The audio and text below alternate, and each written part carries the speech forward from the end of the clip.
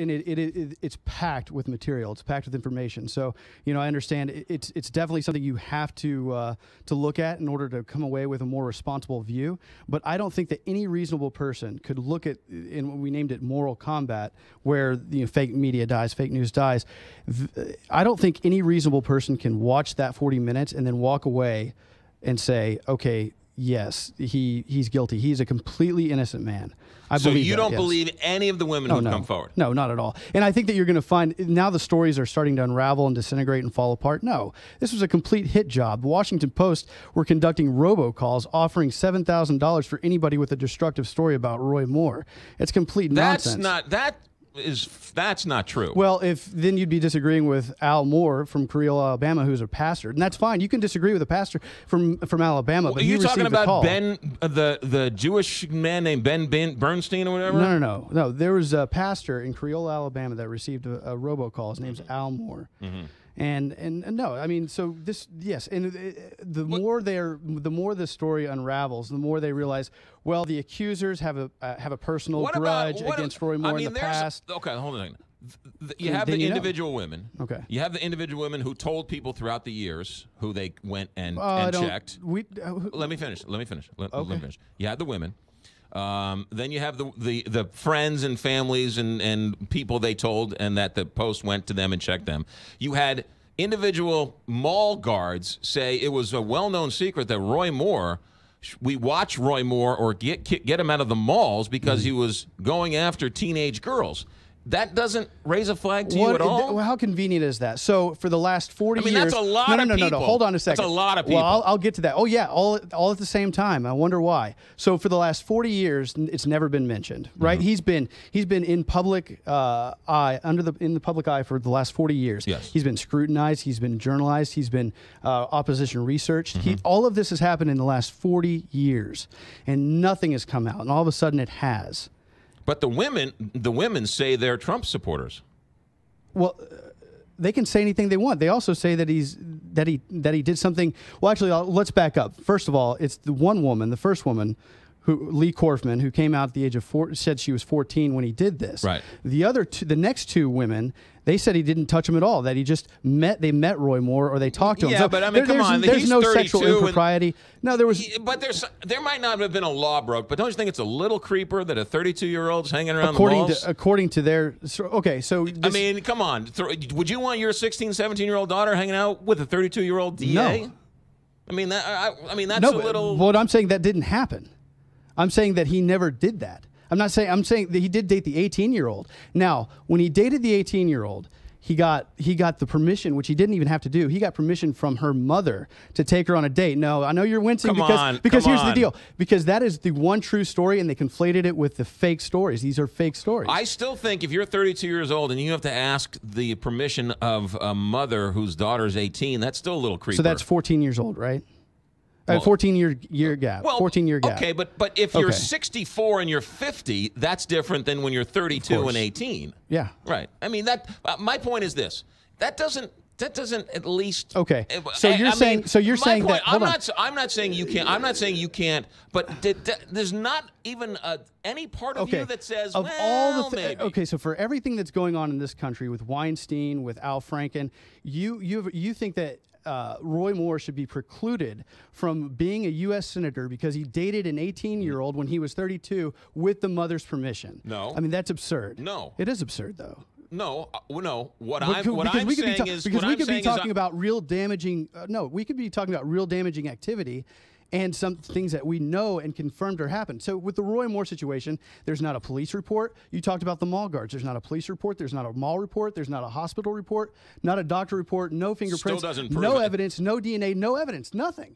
So all of a sudden, 40 years go by. This guy's been opposition research for 40 years. Right. And then they have these. Everybody comes out and say, yeah, everybody knew about. Do you have any children?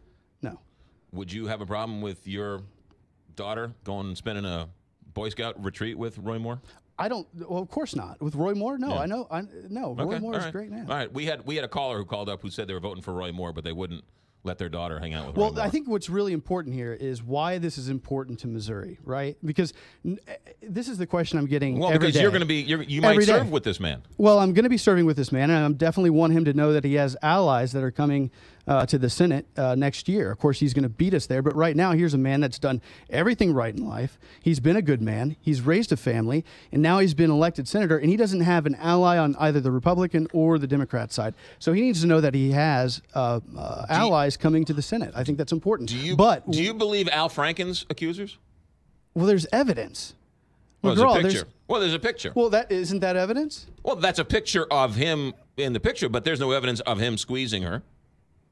He admitted. Bad example. Let's go to. Okay. No. Well, let's go to. Well, I think we need Matt Lauer. Right. So, but I think we need to get back to why this is important for Missouri and why we're hearing about this now. Now, there's no reason why we're hearing about Matt Lauer now or Al Franklin or anybody else for that matter. But the circumstances around or Roy Moore is important, and it's important for Missouri for a reason. I'm trying to get to it. May I? Yeah. Okay. So what we've seen is 3 weeks before the election, we have a lot of people coming out and launching these accusations against Roy Moore, with the exception of the one girl that he did date, and even she said that he's a decent man and he never tried to do anything forcible on her. This is the 18-year-old. Right. Yeah. And she came out it was basically a credibility witness. So what's important about that, why it's important in Missouri, we have, and this goes back to Mitch McConnell and the Mitch McConnell machine in Washington. We have a machine reaching into our states and trying to control our elections. That's clear. They did it with Luther Strange. They tried to take out Roy Moore with Luther Strange. And I liked Mo Brooks. I thought he was a great candidate. I did support Judge Moore through the entire thing, however.